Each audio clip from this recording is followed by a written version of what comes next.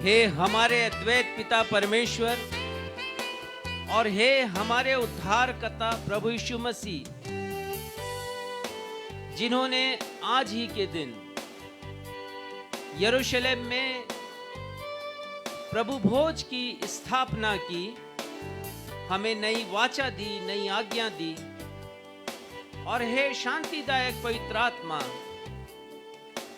आप तीनों का आज की सभा में हम स्वागत करते हैं और आपकी उपस्थिति के लिए धन्यवाद देते हैं।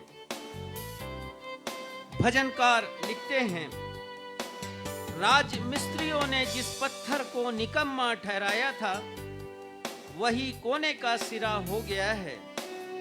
यह तो यहोवा की ओर से हुआ है, यह हमारी दृष्टि में अद्भुत है। आज वह दिन है जिसे यहोवा ने बनाया है, हम इसमें मगन और आनंदित हों। यहोवा, मैं तेरा धन्यवाद करूंगा, क्योंकि तूने मेरी सुन ली है और मेरा उद्धार ठहर गया है। हे सारी सृष्टि के लोगों, यहोवा का धन्यवाद करो, क्योंकि वह भला है और उसकी करुणा सदा की है। आइए हम अपने परमेश्वर को, अपने प्रभु यीशु मसीह को धन्यवाद दें इस जीवन के लिए जिसे उन्होंने दिया है और हमें बुलाया है अपनी महिमा के लिए। हम सब इस गीत को गाएं परमेश्वर के महान प्रेम के लिए, उन्हें शुक्रिया कह सकें। शून्य से लेकर तूने मुझे रच लिया अपने ही रूप में। प्रेम किया है अनंत प्रेम से मुझे, दिया है पुत्र मेरी मुक्ति के लिए। फिर से, शून्य से लेकर तूने मुझे रच लिया अपने ही रूप में। प्रेम किया है अनंत प्रेम से मुझे, दिया है पुत्र मेरी मुक्ति के लिए। अनोखा प्यार है तेरा, करूंगा स्तुति तेरी मैं सर्वदा। अनोखा प्यार है तेरा, करूंगा स्तुति तेरी मैं सर्वदा।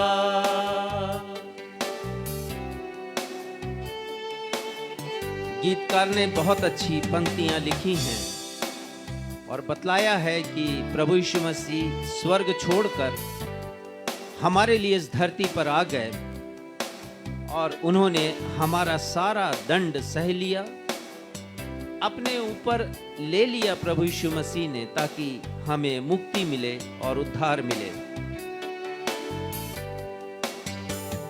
जग में आया यीशु स्वर्ग छोड़कर, मेरा सारा दंड सह लिया उसने। Thank you Jesus.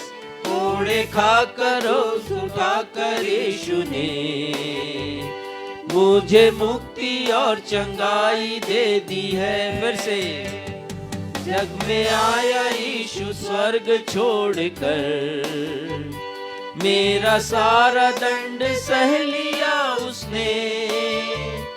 कोड़े खाकर क्रूस उठाकर यीशु ने मुझे मुक्ति और चंगाई दे दी है। अनोखा प्यार है तेरा, करूंगा स्तुति तेरी मैं सर्वदा। अनोखा प्यार है तेरा, करूंगा स्तुति तेरी मैं सर्वदा। करूंगा स्तुति तेरी मैं सर्वदा। करूंगा स्तुति तेरी मैं सर्वदा।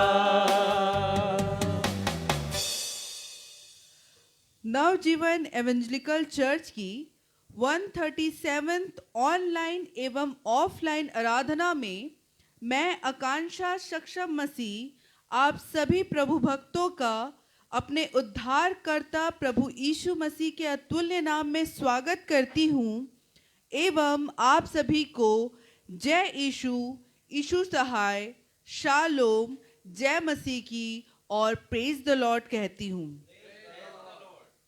आइए हम अपने स्थानों में खड़े होकर उत्तरवादी पाठ के लिए निकाल लेंगे भजन संहिता 106 पद 1 से 15, जिसे पढ़ने में अगुवाई मिस्टर सक्षम मसीह करेंगे। भजन संहिता अध्याय 106 पद 1 से 15।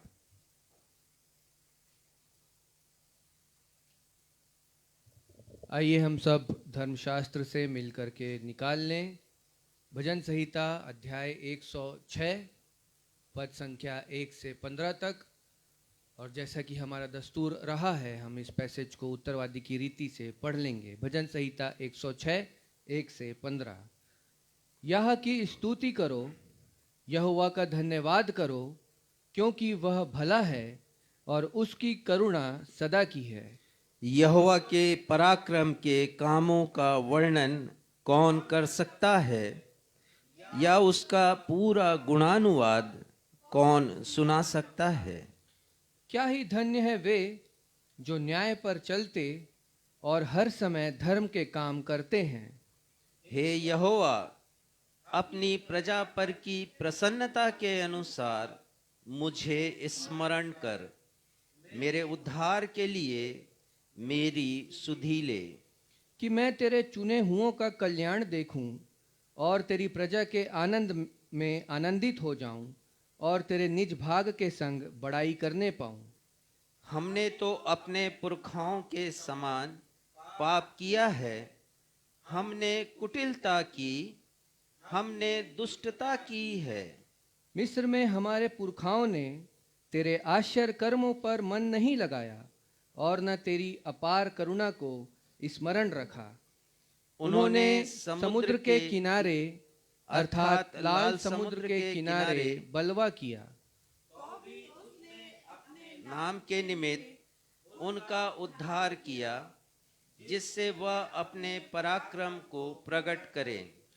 तब उसने लाल समुद्र को घुड़का और वह सूख गया, और वह उन्हें गहरे जल के बीच से मानो जंगल में से निकाल ले आया। उसने उन्हें बैरी के हाथ से उबारा और शत्रु के हाथ से छुड़ा लिया। और उनके शत्रु जल में डूब गए, उनमें से एक भी न बचा। तब उन्होंने उसके वचनों का विश्वास किया और उसकी स्तुति गाने लगे। परंतु वे झट उसके कामों को भूल गए और उसकी युक्ति के लिए न ठहरे। उन्होंने जंगल में अति लालसा की और निर्जल स्थान में ईश्वर की परीक्षा की। हम सब साथ में मिलकर पढ़ लें। तब उसने उन्हें मुंह मांगा वर तो दिया, परंतु उनके प्राण को सुखा दिया।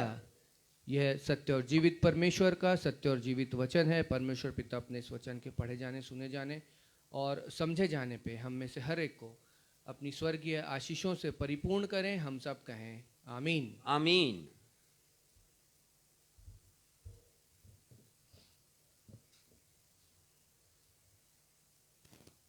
अब हमारे पास्टर साहब को अवसर होगा कि वे सूचनाओं से हमें अवगत कराएं। सूचनाओं के पश्चात वे हम सभी के लिए मध्यस्थता की प्रार्थना करेंगे। यदि आपके पास कोई प्रार्थना अनुरोध हो तो उसे फेसबुक के कमेंट बॉक्स में लिखकर हमें भेज दीजिए, हम आपके लिए प्रार्थना करेंगे।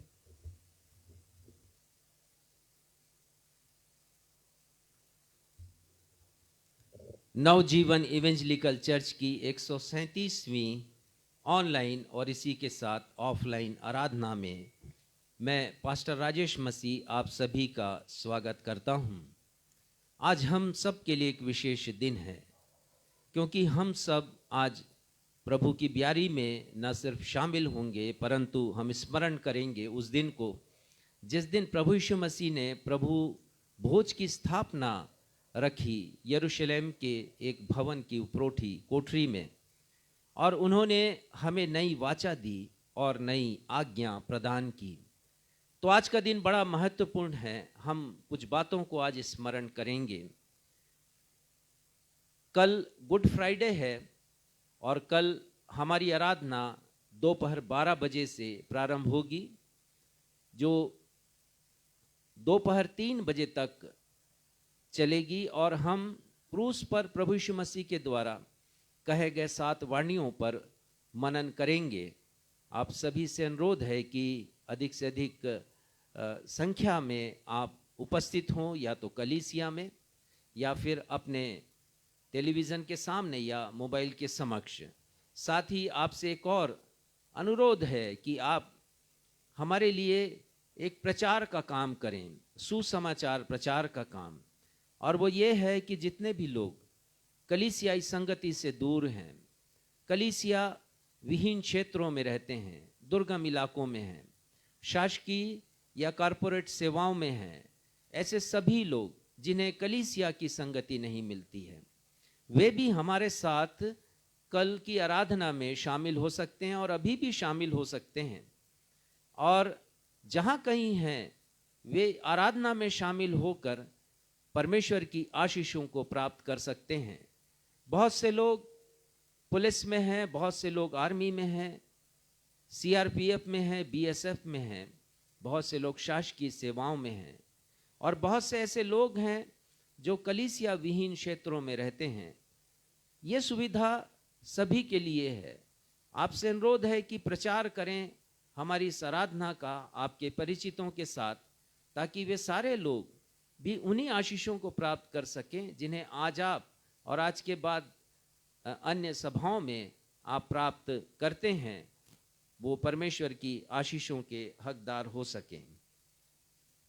शनिवार को हमारी कोई आराधना नहीं होगी, परंतु रविवार को हम 11 बजे पुनः उपस्थित होंगे कलीसिया में और ऑनलाइन सेवा के माध्यम से।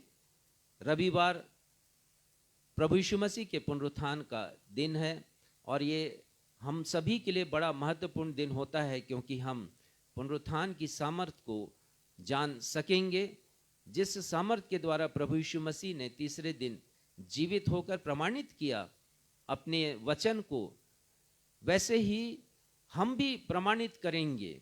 उस पुनरुत्थान की सामर्थ को हम कैसे प्राप्त कर सकते हैं, हम पुनरुत्थान दिवस के समय संदेश के माध्यम से सुन सकेंगे। कल भेंट उठाई जाएगी और आज भी महत्वपूर्ण दिन है, आज भी भेंट उठाई जाएगी, क्योंकि परमेश्वर के वचन के अनुसार आज हम विचार करेंगे प्रभु यीशु मसीह के बलिदान के ऊपर और उस प्रायश्चित के ऊपर जिसे प्रभु यीशु मसीह ने मेरे और आपके पापों की क्षमा के लिए किया। और वचन के अनुसार ये आवश्यक होता है कि हम अपने धन्यवादी हृदय को प्रकट करें। भेंट देने के द्वारा आज भेंट एकत्रित की जाएगी, कल भी भेंट एकत्रित की जाएगी और रविवार को तो भेंट एकत्रित की जाती ही है। मैं आपसे अनुरोध करूंगा, हमारे जितने भी दर्शक हैं ऑनलाइन सेवा में उपस्थित हैं, वे भी यदि देना चाहें अपनी भेंटों को हमारी कलीसिया के सेवा कार्यों के लिए, तो आप सहर्ष दे सकते हैं। परमेश्वर पिता आपको अपनी बेपरिमाण आशीषों से परिपूर्ण करेंगे। आइए हम प्रार्थना में जाएं और परमेश्वर पिता को आज के दिन के लिए हम धन्यवाद दें। हे हमारे पिता, हम आपको हृदय की गहराइयों से धन्यवाद देते हैं।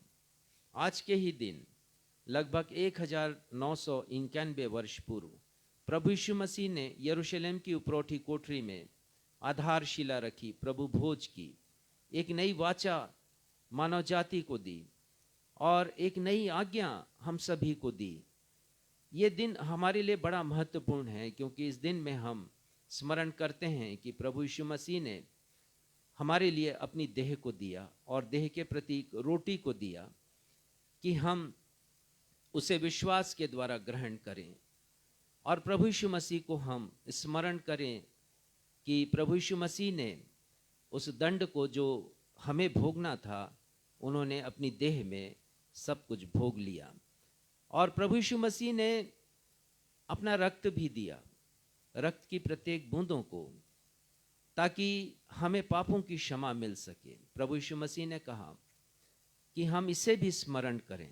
आज हम स्मरण करने के लिए बैठे हैं। उत्तरवादी पाठ में हमने पढ़ा पिता कि कैसे इस्राएलियों ने उन आश्चर्य कर्मों को स्मरण नहीं किया, भूल गए, विस्मृत किया जिसे आपने मिस्र में किया था। उन 10 बड़े आश्चर्य कर्मों को, एक से बढ़कर के एक आश्चर्य कर्म, लेकिन अफसोस कि वे भूल गए। और उसके पश्चात हम पढ़ते हैं कि जब लाल सागर को पार किया तब वो झट स्तुति करने लगे, आराधना करने लगे, परंतु बाद में फिर भूल गए। होने दीजिए पिता कि हम न भूलें। प्रभु यीशु मसीह ने स्मरण करने हमें कहा है, हमें आज्ञा दी है, मैंडेटम है हमारे लिए। होने दीजिए पिता कि आज जबकि मॉन्डी थर्सडे है, आज जबकि आज्ञा पालन का दिन है, हम प्रभु यीशु मसीह की आज्ञाओं का पालन करें। आगे की आराधना में आप हमारे साथ हों, और जो भी सभाएं कल लगाई जाएगी और पुनरुत्थान दिवस में लगाई जाएगी, वे भी हम सभी के लिए आशीष का कारण बन सकें। पिता धन्यवाद देते हैं प्रभु यीशु मसीह के लिए, जिन्होंने अपनी देह हमारे लिए दिया और अपने रक्त को हमारे लिए दिया। उसके स्मरणार्थ जब आज हम बैठे हैं पिता, होने दीजिए वचन की भरपूरी को प्राप्त करें, समझ सकें कि प्रभु भोज हमें क्यों लेना चाहिए। पिता हम अपने आप को आपके सामर्थी हाथों में सौंपते हुए, अपने मनों को प्रभु भोज के लिए तैयार करते हुए अपनी इस प्रार्थना को आपके बेटे हमारे मुक्तिदाता प्रभु यीशु मसीह के महान और सामर्थी नाम से मांगते हैं। सुनिए और ग्रहण कीजिए। हम सब कहें आमीन। आमीन।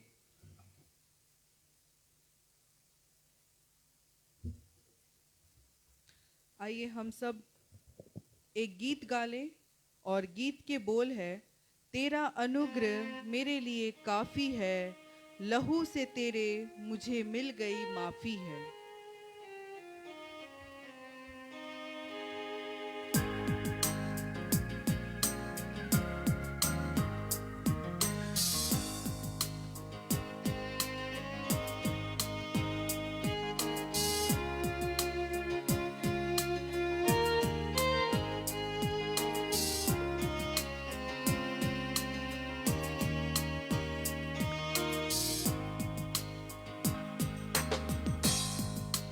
तेरा अनुग्रह मेरे लिए मसीहा काफी है, तेरा अनुग्रह मेरे लिए मसीहा काफी है। लहू से तेरे, लहू से तेरे मुझे मिल गई माफी है, तेरा अनुग्रह मेरे लिए मसीहा काफी है, तेरा अनुग्रह मेरे लिए मसीहा काफी है।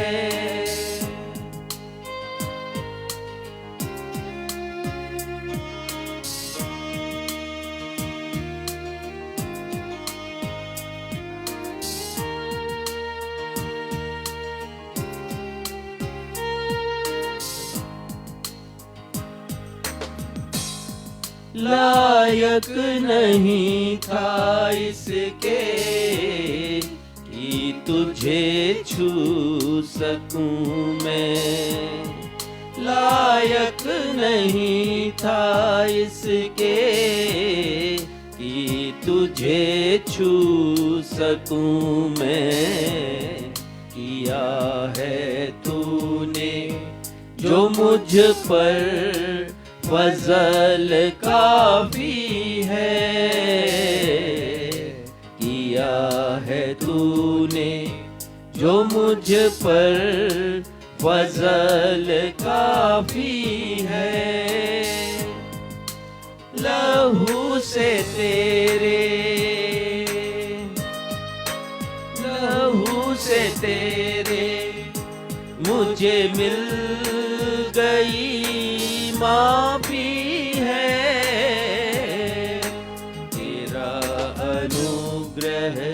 मेरे लिए मसीहा काफी है।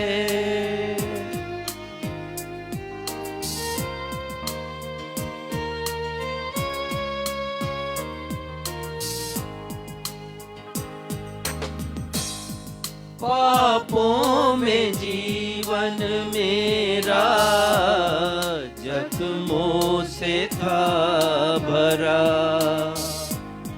पापों में जीवन मेरा जख्मों से था भरा। ईमान है ये मुझको मसीहा साफी है, ईमान है मुझको मसीहा साफी है।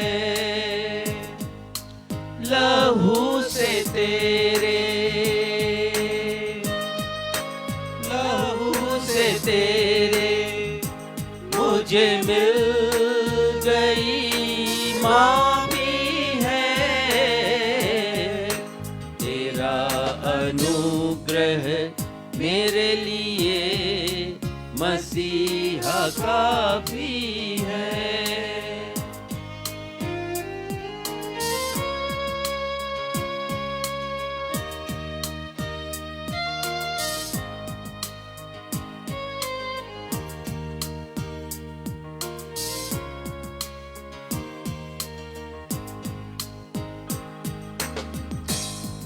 पायों में तुम पर तेरे कर तू निगाह मुझ पर, आया हूँ दर पर तेरे कर तू निगाह मुझ पर। है गिरे मेज से जो टुकड़े मुझे काफी है। गिरे मेज से जो टुकड़े मुझे काफी है। लहू से तेरे, लहू से तेरे मुझे मिल गई माफी है। तेरा अनुग्रह मेरे लिए मसीहा काफी है। तेरा अनुग्रह मेरे लिए मसीहा काफी है।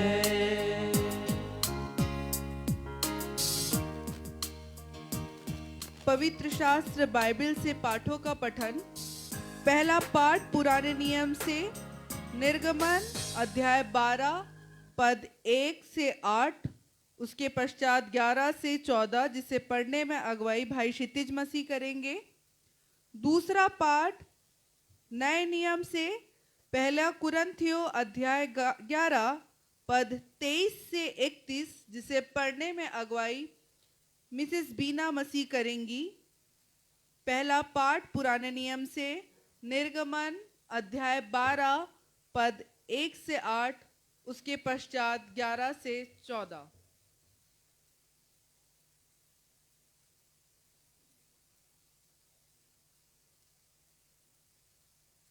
पवित्र शास्त्र बाइबल से पहले पाठ के लिए हम निकाल लेंगे पुराने नियम से निर्गमन की पुस्तक अध्याय 12 पद 1 से 8 और उसके पश्चात पद 11 से 14 तक।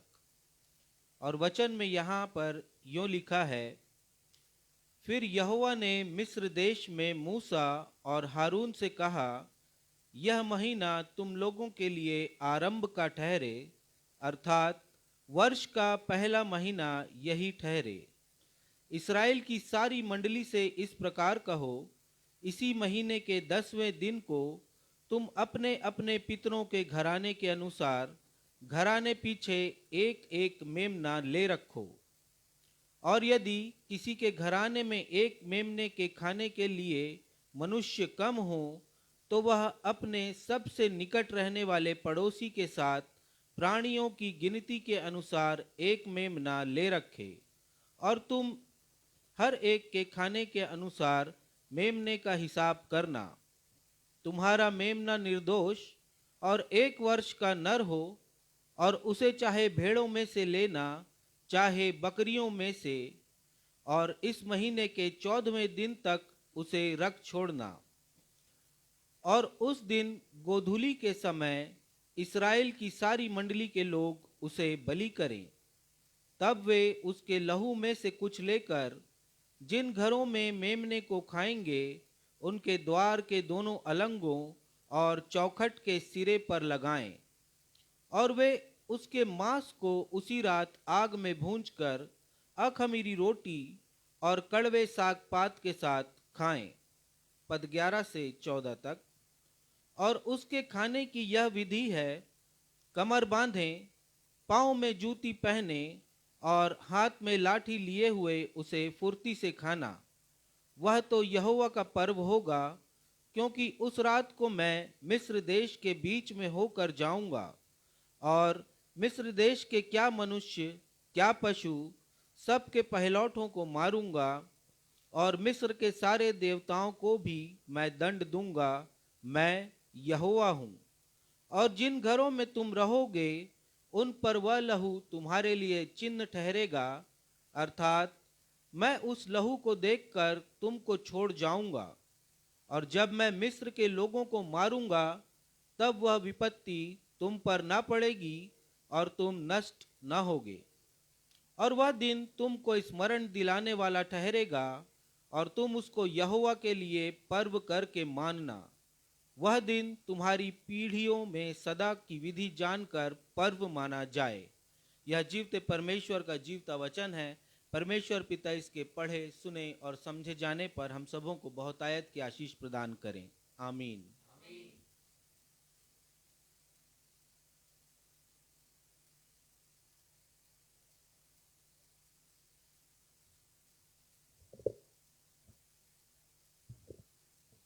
धर्मशास्त्र से नए नियम से पढ़ लूंगी, क्योंकि यह बात पहला कुरिन्थियों अध्याय 11 पद 23 से 31 तक। यहाँ पर इस प्रकार लिखा है, क्योंकि यह बात मुझे प्रभु से पहुँची और मैंने तुम्हें भी पहुँचा दी कि प्रभु यीशु ने जिस रात वह पकड़वाया गया रोटी ली और धन्यवाद करके उसे तोड़ी और कहा, यह मेरी देह है जो तुम्हारे लिए है, मेरे स्मरण के लिए यही किया करो। इसी रीति से उसने ब्यारी के पीछे कटोरा भी लिया और कहा, यह कटोरा मेरे लहू में नई वाचा है। जब कभी पियो तो मेरे स्मरण के लिए यही किया करो। क्योंकि जब कभी तुम यह रोटी खाते और इस कटोरे में से पीते हो, तो प्रभु की मृत्यु को जब तक वह न आए प्रचार करते हो। इसलिए जो कोई अनुचित रीति से प्रभु की रोटी खाए या उसके कटोरे में से पिए, वह प्रभु की देह और लहू का अपराधी ठहरेगा।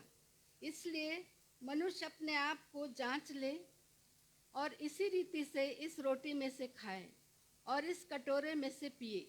क्योंकि जो खाते पीते समय प्रभु की देह को न पहचाने, वह इस खाने और पीने से अपने ऊपर दंड लाता है। इसी कारण तुम में बहुत से निर्बल और बहुत से सो भी गए। यदि हम तो दंड ना पाए। जीवित सत्य वचन है। परमेश्वर इसके सुने और पढ़े जाने पर हम सबों को आशीष प्रदान करें। हम सब कहें धन्यवाद। आमीन। सुसमाचार पाठ के लिए हम निकाल लेंगे लूका रचित सुसमाचार अध्याय 22 पद 7 और उसके पश्चात 14 से लेकर 23 तक, जिसे पढ़ने में अगुवाई रेवरेंड राजेश मसीह करेंगे। लूका रचित सुसमाचार अध्याय 22 पद 7 उसके पश्चात 14 से 23।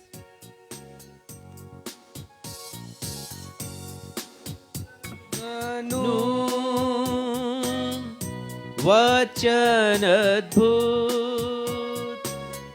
મંગલ સુસમાચાર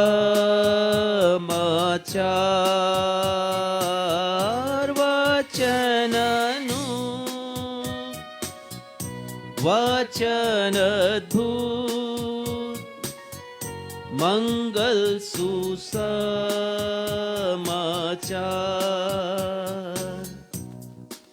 आज का सुसमाचार का पाठ लूका रचित सुसमाचार 22वां अध्याय पद 7 और उसके बाद पद संख्या 14 से लेके पद संख्या 23 तक। और यहाँ इस प्रकार लिखा है, तब अखमीरी रोटी के पर्व का दिन आया जिसमें फसह का मेमना बलि करना अवश्य था। मैं इसे फिर से पढ़ूंगा। तब अखमीरी रोटी के पर्व का दिन आया जिसमें फसह का मेमना बलि करना अवश्य था।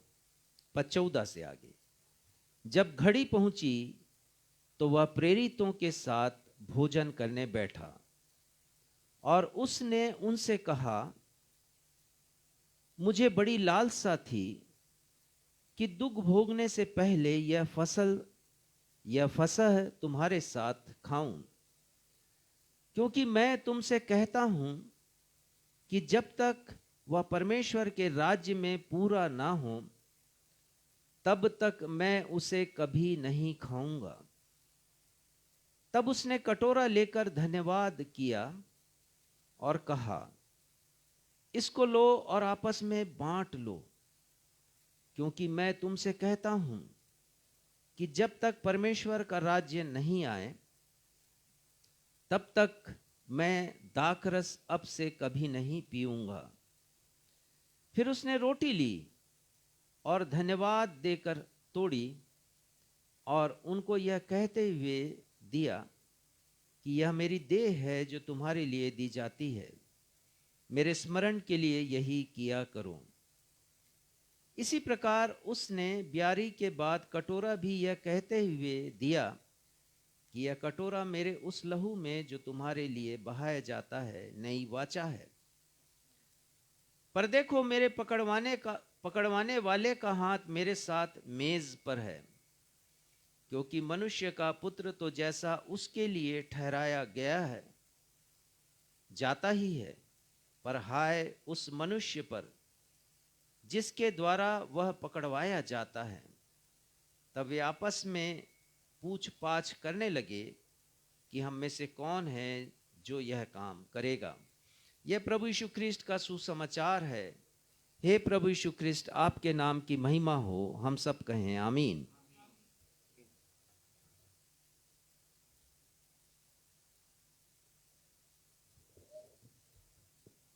समय होगा कि हम रेवरेंड राजेश मसीह से आज का संदेश सुने। संदेश का विषय है, प्रभु की मेज की सहभागिता को प्राप्त करना हम सब के लिए अत्यंत महत्वपूर्ण क्यों है? Why to partake in the Holy Communion is so important to all of us.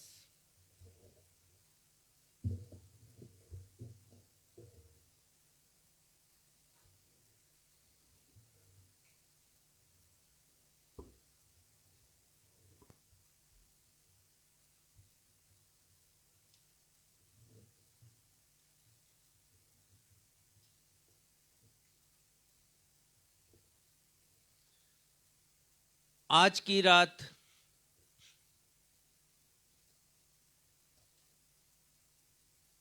की रात यरूशलेम में अत्यंत महत्वपूर्ण घटनाएं घटित हुई। मैं फिर से कहूंगा, आज की रात में यरूशलेम में अत्यंत महत्वपूर्ण घटनाएं घटित हुई, अर्थात आज से 1991 वर्ष पहले। और सुसमाचारों में हम उसका विवरण पढ़ते हैं। प्रभु यीशु मसीह आज पहली बार बैतनिया वापस नहीं लौटे, अन्यथा वे प्रतिदिन सुबह बैतनिया से यरूशलेम आते और वहां दिन भर उपदेश देते, दृष्टांत बतलाते, आश्चर्य कर्म करते, वार्तालाप करते और वापस बैतनिया लौट जाते। लेकिन प्रभु यीशु मसीह ने आज के दिन अपने शिष्यों से कहा कि वे उनके साथ फसह का पर्व मनाएंगे, और वे पतरस और यूहन्ना को भेजते हैं कि वे जाकर सबके लिए फसह तैयार करें ताकि वे उस पर्व को अपने शिष्यों के साथ मना सकें और अंतिम ब्यारी में सभी को शामिल कर सकें। अंतिम ब्यारी अर्थात अंतिम भोज, लास्ट सपर। प्रभु यीशु मसीह यरूशलेम के एक भवन की उपरोठी कोठरी में, जिसका मतलब फर्स्ट फ्लोर, वहां पर अपने शिष्यों के साथ फसह का भोज खाने के लिए बैठते हैं। प्रभु यीशु मसीह भोजन पर से उठते हैं इसी मध्य और अपने शिष्यों के पांव धोते हैं, जिसका विवरण हम यूहन्ना रचित सुसमाचार 13वें अध्याय में पढ़ते हैं। और यीशु मसीह अपने शिष्यों को शिक्षा देते हैं और उनके लिए प्रार्थना करते हैं। यदि आप पढ़ें यूहन्ना रचित सुसमाचार, उसका 14वां, 15वां, 16वां, 17वां पद,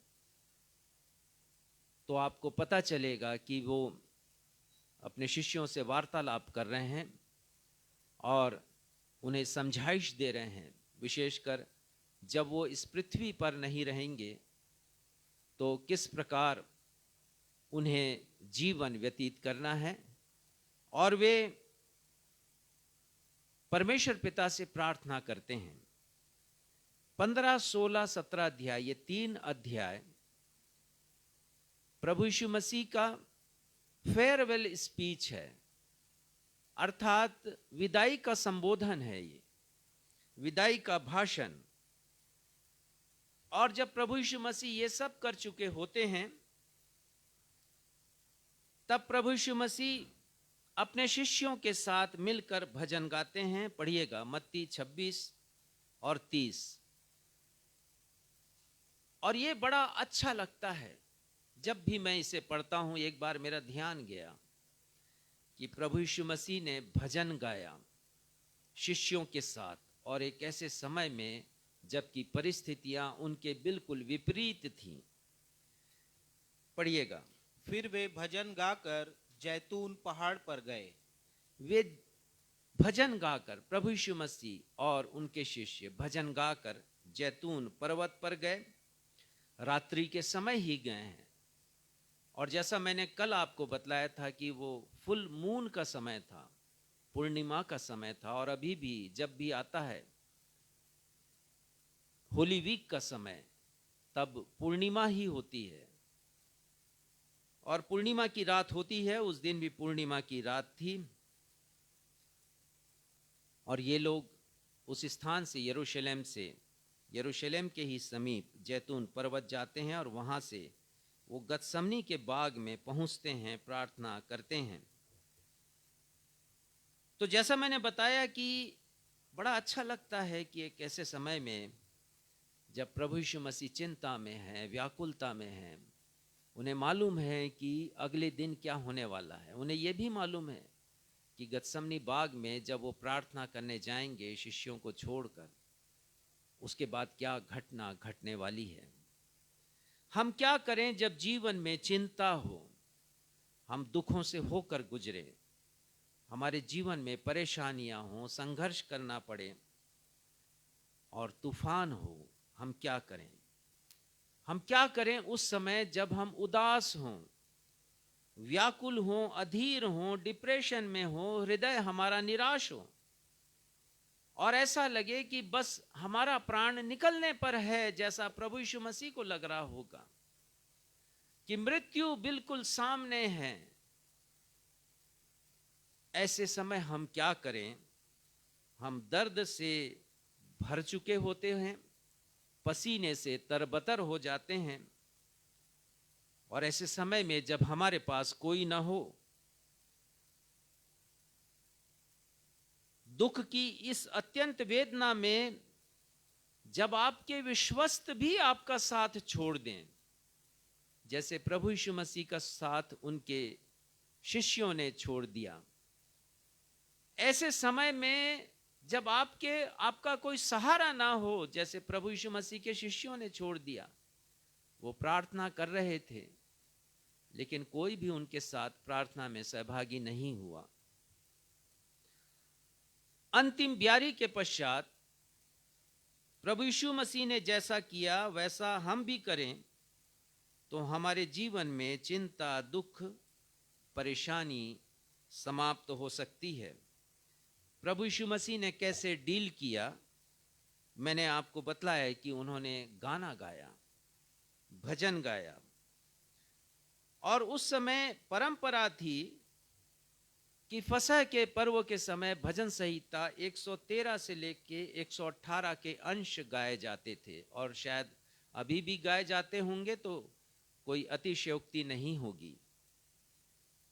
मैं समझता हूं, जैसा टीकाकार कहते हैं, बाइबल के विद्वान कहते हैं कि प्रभु यीशु मसीह ने भजन संहिता 118 का 22वां, 23वां और 24वां पद भी गाया होगा, जिसका वाचन मैंने आज आराधना के प्रारंभ में किया। राजमिस्त्रियों ने जिस पत्थर को निकम्मा ठहराया वही कोने का सिरा हो गया।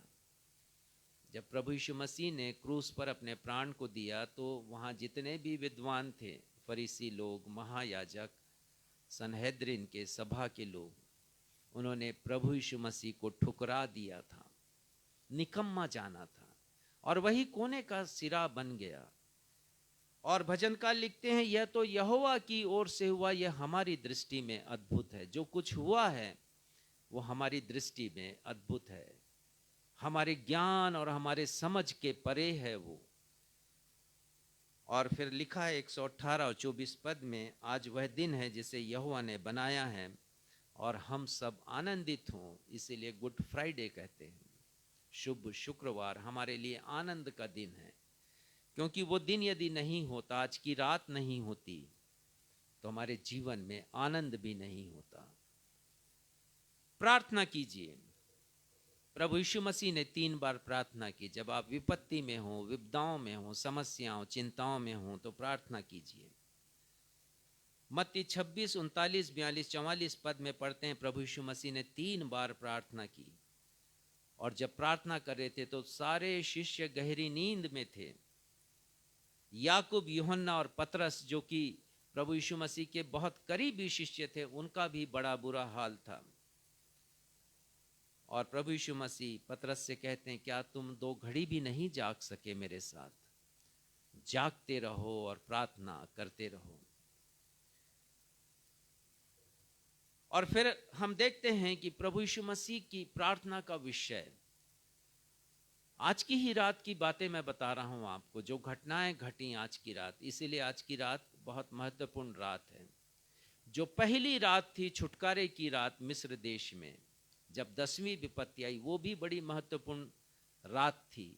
और आज की रात भी आज से 1991 वर्ष पहले बड़ी महत्वपूर्ण, और हम सभी के लिए आज की रात महत्वपूर्ण है। और प्रभु यीशु मसीह कह रहे थे, हे मेरे पिता, यदि हो सके तो यह कटोरा मुझसे टल जाए, तो भी जैसा मैं चाहता हूं वैसा नहीं, परंतु जैसा तू चाहता है वैसा ही हो। और फिर हम देखते हैं आज की ही रात कि यहूदा इस्करियोती प्रभु यीशु मसीह को छल से पकड़वा देता है। सारी रात, आज की रात, प्रभु यीशु मसीह पर मुकदमा चलाया जाता है। और भोर के समय मुर्ग के बांग देने के वक्त पतरस 3 बार प्रभु यीशु मसीह का इंकार करता है, वो भी आज की रात घटित होती है। और फिर हम देखते हैं कि कैसे प्रभु यीशु मसीह को पिलातुस की अदालत में खींचा जाता है और अंततः उन्हें सजाए मौत होती है, क्रूस पर लटकाकर प्राण सजा उन्हें दी जाती है। आज हम सब एकत्रित हैं कि उस दिन को, या कहा जाए उस रात को स्मरण करें जब प्रभु यीशु मसीह ने फसह के पर्व को मनाने की पुरानी वाचा को बदलकर प्रभु भोज की स्थापना की, या आधारशिला रखी, या बुनियाद रखी प्रभु यीशु मसीह ने आज की ही रात। और इसीलिए आज की रात हमारे लिए महत्वपूर्ण है। आज हम उसी प्रथम प्रभु भोज को स्मरण करने आराधना में उपस्थित हैं। और जैसा मैं बार बार कह रहा हूं कि 1991 वर्ष पहले स्थापित कलीसियाओं में लगातार मनाई जाने वाली परंपरा के साक्षात गवाह बन सके। बहुत कम ऐसी परंपराएं हैं विश्व में जो लगातार जारी हैं, सतत रूप से मनाई जा रही हैं। वही विधि जिसकी स्थापना प्रभु यीशु मसीह ने आज की रात की, मैं समझता हूं कोई होगी भी नहीं, कोई परंपरा ऐसी नहीं होगी। तो हमें इसका फक्र होना चाहिए कि आज हम उसी परंपरा का निर्वाह कर रहे हैं, उस परंपरा के मैं और आप अंग हैं। हम वर्षों से प्रभु भोज में शामिल होते आ रहे हैं और आज की रात भी हम शामिल होंगे प्रभु भोज में। परंतु क्या कभी आपने सोचा कि ये प्रभु भोज जिसमें हम शामिल होते हैं हमारे लिए महत्वपूर्ण क्यों है? अत्यंत महत्वपूर्ण ये प्रभु भोज क्यों है? और जिस विषय पर आज हम मनन करेंगे वो यही है, प्रभु के मेज की सहभागिता प्राप्त करना हमारे लिए महत्वपूर्ण क्यों है? एक प्रश्नवाचक चिन्ह। Why to partake in holy communion is so important to us? हमारे लिए क्यों यह महत्वपूर्ण है? क्या कभी सोचा आपने? क्या आप प्रभु भोज में शामिल सिर्फ इसलिए हो रहे हैं आज तक कि आपके पास्टर ने आपको बपतिस्मा दिया और आपसे कहा कि अब आप प्रभु भोज लेने के लिए अधिकृत हैं,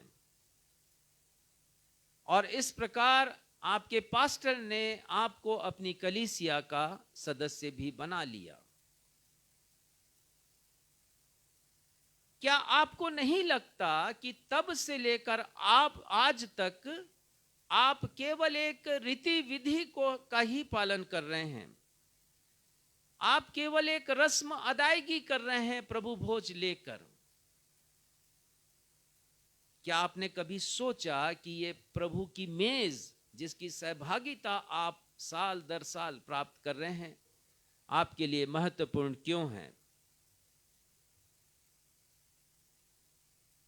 आप रीति विधि का पालन यदि कर रहे हैं और किताब के पृष्ठों को केवल आप पढ़ रहे हैं तो आप प्रभु भोज को संजीदगी के साथ, आप प्रभु भोज को गंभीरता के साथ नहीं ले रहे हैं।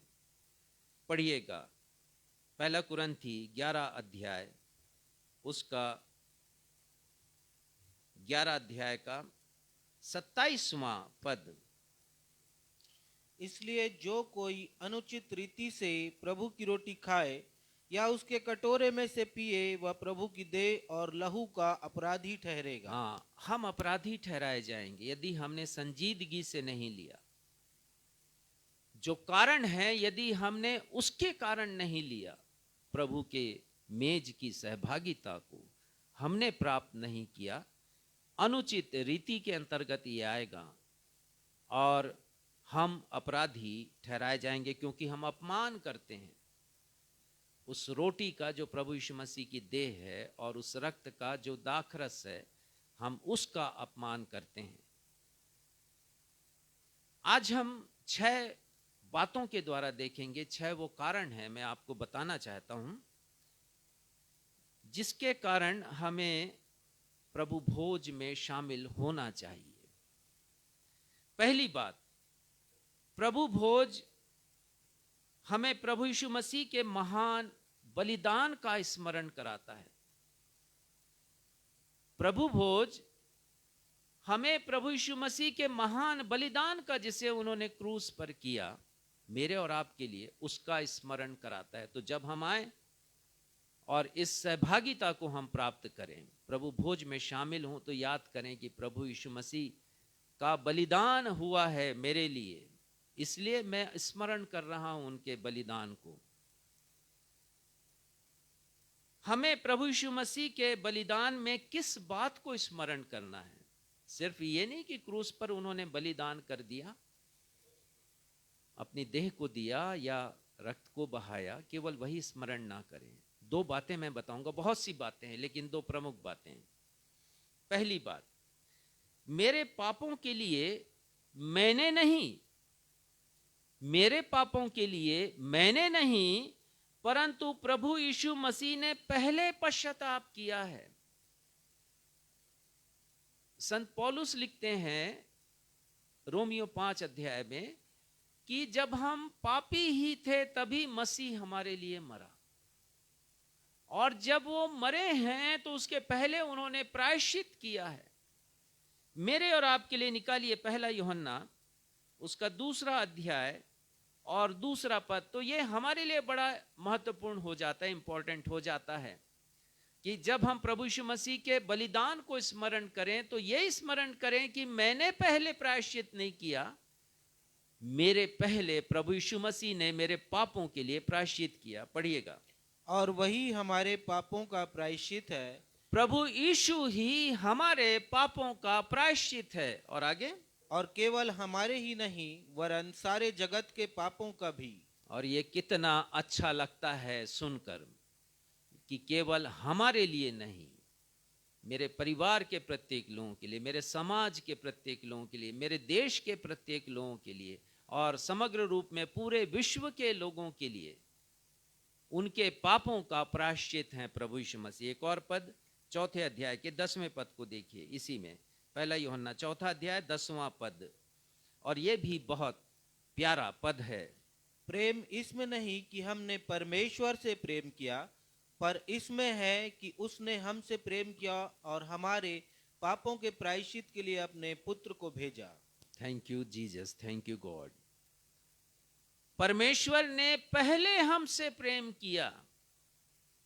खूबसूरती इस बात में नहीं है कि आप परमेश्वर से प्रेम करते हैं, परंतु परमेश्वर ने आपसे पहले प्रेम किया और मेरे और आपके पापों के प्रायश्चित के लिए अपने पुत्र को इस संसार में भेजा परमेश्वर ने। अब इस प्रायश्चित का क्या अर्थ होता है, तो बड़ा विशाल अर्थ है, संक्षेप में मैं बताऊंगा। अंग्रेजी में इसको अटोनमेंट कहते हैं, और वेबस्टर डिक्शनरी के अनुसार हम जब किसी को चोट पहुंचाते हैं, हम जब किसी के विरोध में गलती करते हैं, अपराध करते हैं या किसी को नुकसान पहुंचाते हैं, तो उसकी भरपाई करना प्रायश्चित है, उसकी क्षतिपूर्ति करना प्रायश्चित है, उसका जुर्माना भर देना प्रायश्चित है, उसका हर्जाना भर देना प्रायश्चित है। और प्रभु यीशु मसीह ने यही किया है मेरे और आपके लिए। प्रभु यीशु मसीह इस दुनिया में मुझे और आपको मुक्ति देने के लिए आया, उद्धार देने के लिए आया, त्राणकर्ता बनकर, उद्धारकर्ता बनकर। लेकिन इस उद्धार के लिए आवश्यक था कि वो मेरे और आपके पापों के लिए प्रायश्चित करे, क्योंकि जब वे मेरे और आपके पापों के लिए प्रायश्चित करते तभी मेरे और आपके पाप क्षमा होते। और ये रहस्य है प्रभु यीशु मसीह के बलिदान का, विशेषता है ये। यदि प्रायश्चित नहीं करते प्रभु यीशु मसीह, तो ना आपका ना मेरा उद्धार होता, और यदि मेरा और आपका उद्धार नहीं होता या मानव जाति का उद्धार नहीं होता, तो समझ जाइए कि हम सभी का विनाश होता। हम सब नरक के द्वार पर होते, नरक के भीतर होते, हमारा नाश हो जाता। और दूसरी बात, बलिदान में जिस बात को हमें स्मरण करना है, जब हम इस मेज के पास आते हैं, प्रभु के मेज की सहभागिता को प्राप्त करते हैं या प्रभु भोज में शामिल होते हैं, तो हमें स्मरण करना है दूसरी बात कि मेरे अपराधों के लिए, मेरे पापों के लिए जो दंड मुझे भोगना था, जो दंड मुझे सहना था, उसे प्रभु यीशु मसीह ने क्रूस पर सहा है, क्रूस पर भोगा है। पढ़िए रोमियो 8 उसका 3 पद। हमें हमारे पापों के लिए, अपराधों के लिए, गलतियों के लिए जो नुकसान हम करते हैं, उसके लिए जो दंड भोगना था, सजा भुगतनी थी, हमें अपनी इस देह में प्रभु यीशु मसीह ने स्वयं अपनी देह में हमारे लिए भोगा है। पढ़िएगा।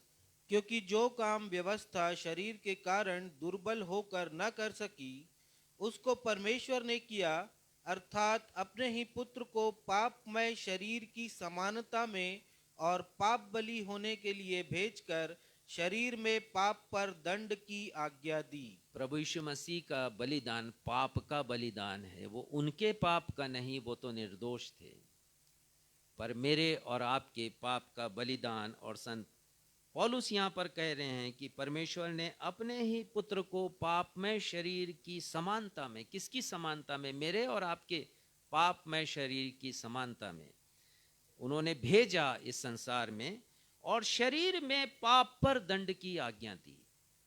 तो जो पहली बात थी प्रायश्चित में, हम देखते हैं कि प्रायश्चित में लहू बहाना आवश्यक था। ये मैं आपको नहीं बता पाया था। पढ़िएगा लेवी अवस्था 17 उसका 11वां पद।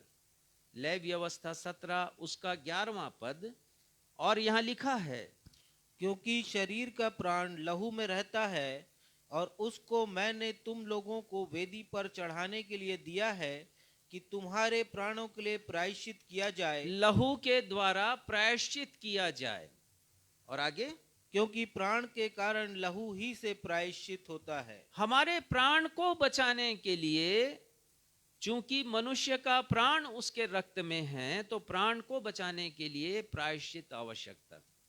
और इसीलिए प्रभु यीशु मसीह ने अपने लहू को बहाया है कि वो प्रायश्चित पूर्ण हो सके, क्योंकि बिना लहू के प्रायश्चित होता नहीं है, परमेश्वर का वचन कहता है। और इसीलिए लहू बहाने की आवश्यकता उन्हें पड़ी। तो जो दाखरस हम लेते हैं वो मेरे और आपके प्राणों का प्रायश्चित है, जिसे प्रभु यीशु मसीह ने क्रूस पर किया है। और जो रोटी हम लेते हैं प्रभु यीशु मसीह की देह है, वो मेरे और आपके शरीर में जिस दंड को हमें अपने पापों के कारण भोगना था, प्रभु यीशु मसीह ने अपनी देह में भोगा है। तो ये रहस्य हमारे लिए। तो जब इस वेदी पर आए तो गंभीर हो जाएं और हम प्रभु यीशु मसीह के बलिदान को स्मरण करें, उस प्रायश्चित को जिसे प्रभु यीशु मसीह ने कहा, और उस दंड को जो प्रभु यीशु मसीह ने अपनी देह में सहा है या भोगा है। दूसरी बात,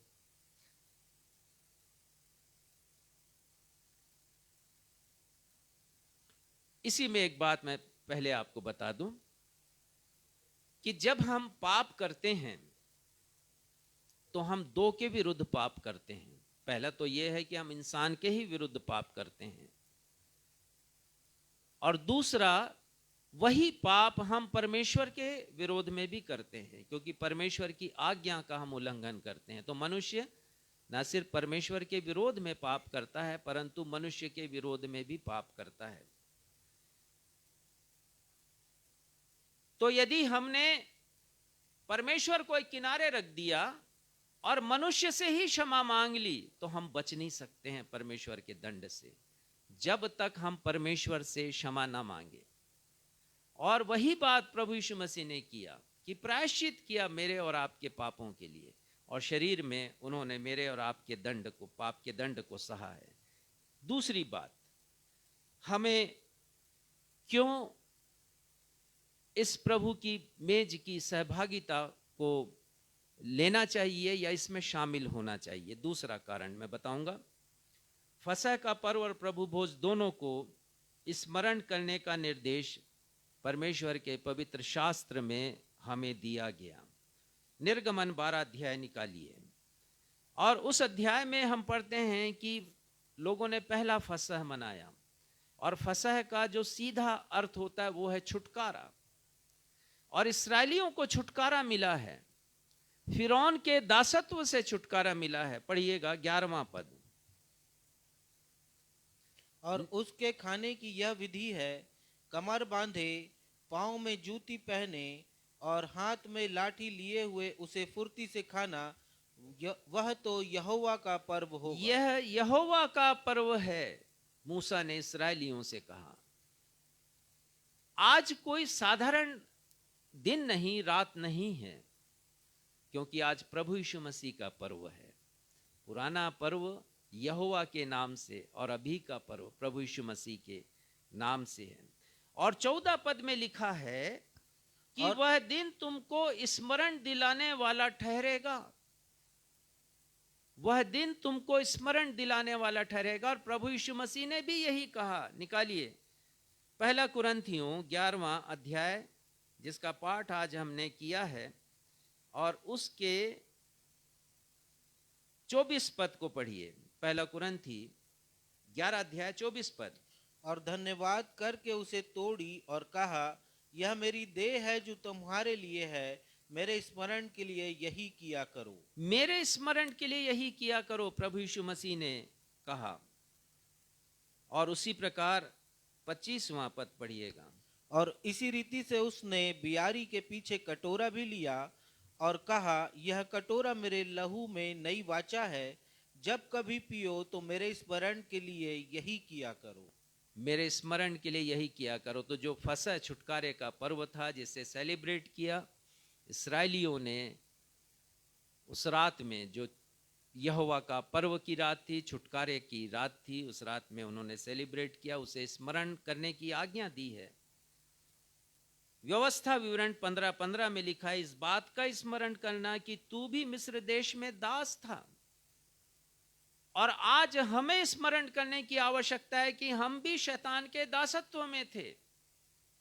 तो जब इस मेज के पास आए तो स्मरण करें इस बात को कि प्रभु यीशु मसीह ने मेरा और आपका छुटकारा किया है, हमें छुटकारा प्रदान किया है। 1 पतरस 1:18 और 19 के अनुसार कि हमारा छुटकारा सोने और चांदी जैसे नाशमान वस्तुओं से नहीं, परंतु प्रभु यीशु मसीह के बहुमूल्य रक्त के द्वारा हुआ है।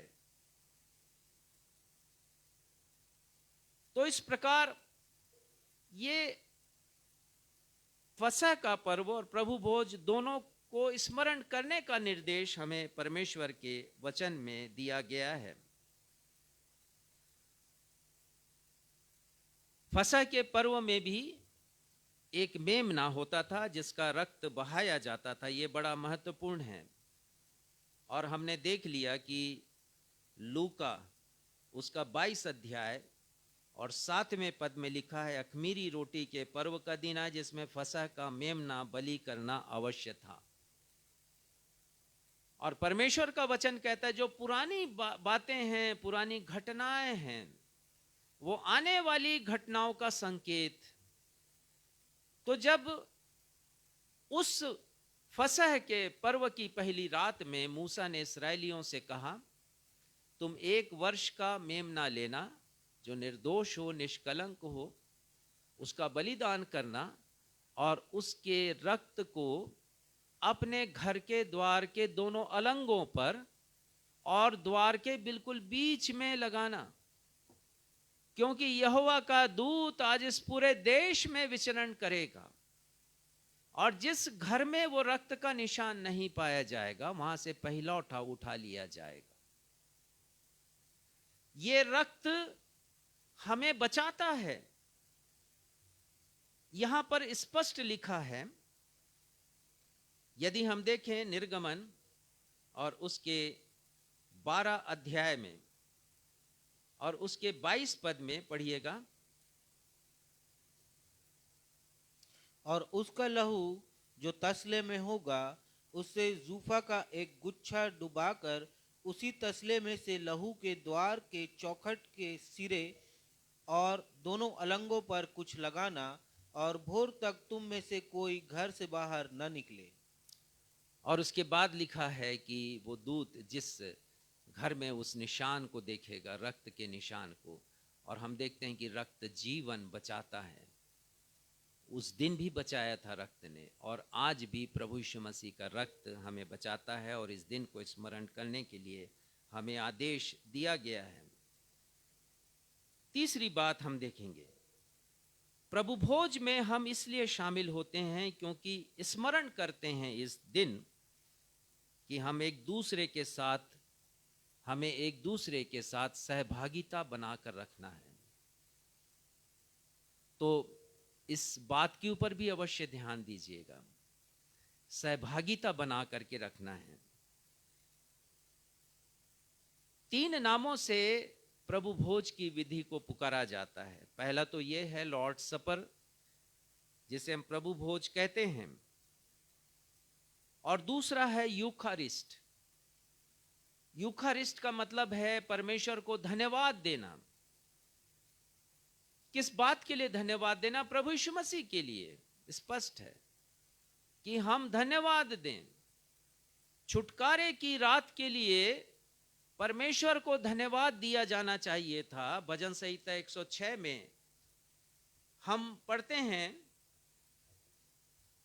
कि हमने तो अपने पुरखाओं के समान पाप किया। 6वें पद में हमने कुटिलता की, हमने दुष्टता की।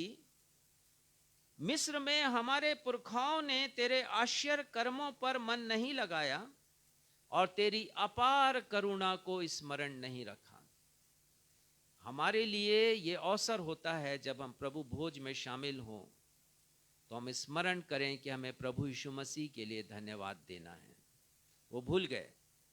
और वैसे ही इस्राएलियों के विषय में लिखा है कि ना उन्होंने उन आश्चर्य कर्मों पर जो मिस्र में हुए उन पर उन्हें स्मरण किया, परंतु उस आश्चर्य कर्म को भी जिसके द्वारा वो लाल सागर को उन्होंने पार किया, उसे भी उन्होंने स्मरण नहीं किया। झट भूल गए। और हम भूल ना जाएं इस बात को। यूखारिस्ट के नाम से ये जाना जाता है। और तीसरा नाम है होली कम्युनियन, और ये महत्वपूर्ण है। इसलिए महत्वपूर्ण है क्योंकि इसमें कम्युनियन है। जब हम इस मेज की सहभागिता को प्राप्त करते हैं तो ना सिर्फ हमारा संबंध परमेश्वर से बनता है, क्योंकि हम स्मरण करते हैं प्रभु यीशु मसीह के बलिदान को, हम उस दिन को स्मरण करते हैं, हम प्रभु यीशु मसीह के रक्त को, उनकी देह को स्मरण करते हैं, हम धन्यवाद देते हैं। तो ना सिर्फ हम परमेश्वर के साथ शामिल होते हैं इस भोज के द्वारा, परंतु हम मनुष्यों के साथ भी सहभागिता रखते हैं।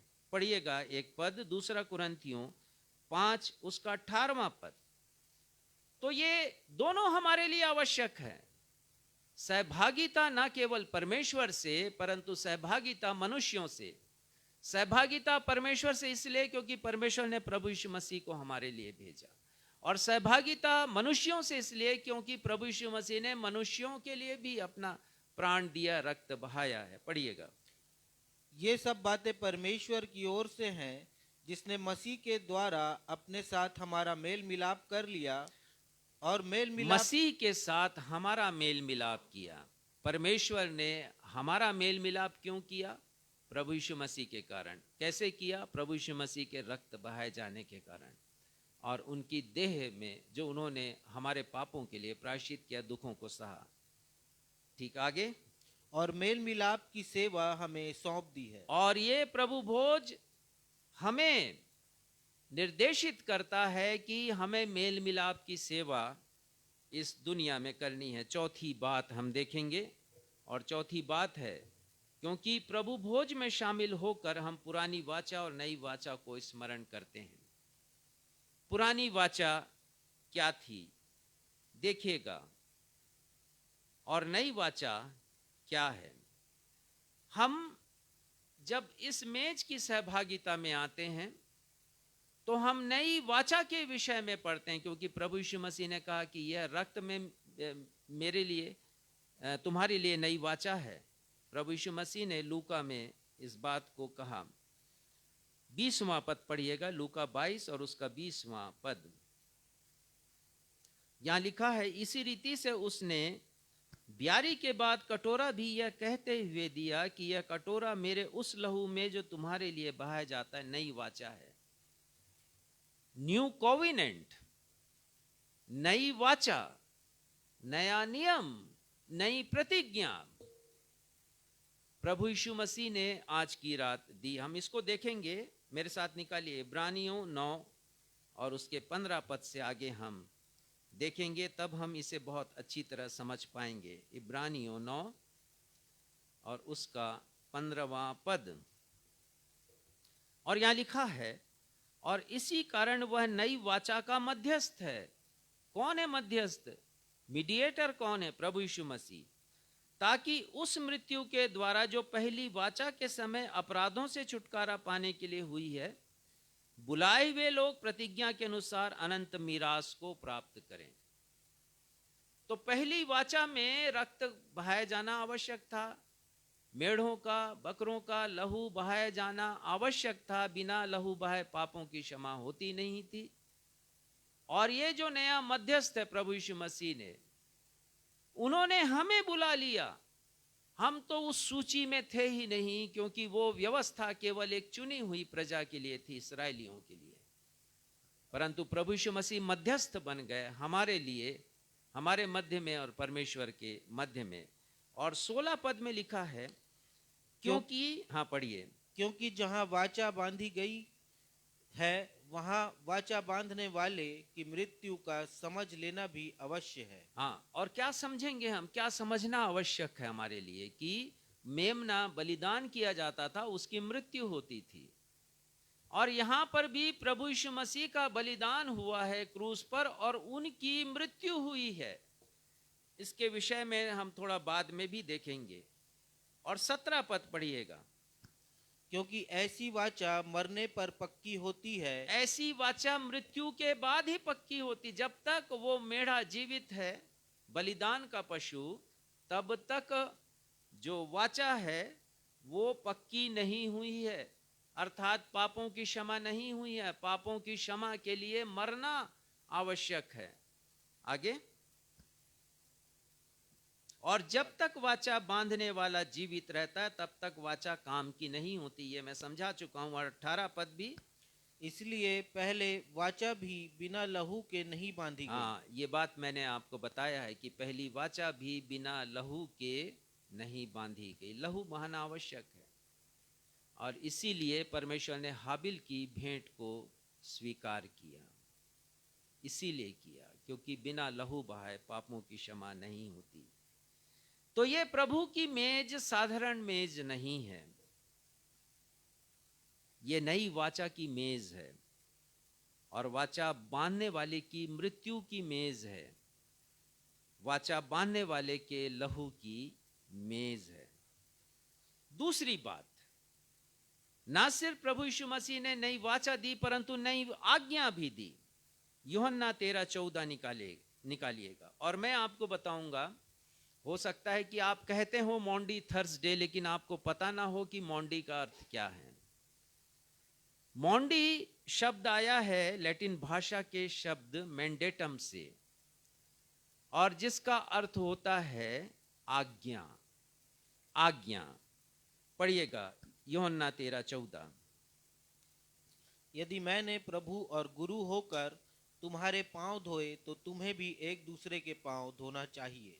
प्रभु यीशु मसीह ने कहा है कि एक दूसरे के पांव तुम धो। और प्रभु यीशु मसीह ने कहा कि एक नई आज्ञा मैं तुम्हें देता हूं। 34 पद पढ़िएगा इसी अध्याय का, 34 पद, यूहन्ना 13:34।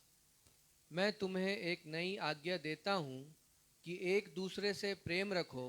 ना सिर्फ नई वाचा प्रभु ने आज की रात हमसे बांधी है, परंतु एक नई आज्ञा भी प्रभु ने आज की रात हमसे की है। एक नई आज्ञा देता हूं कि एक दूसरे से प्रेम करो।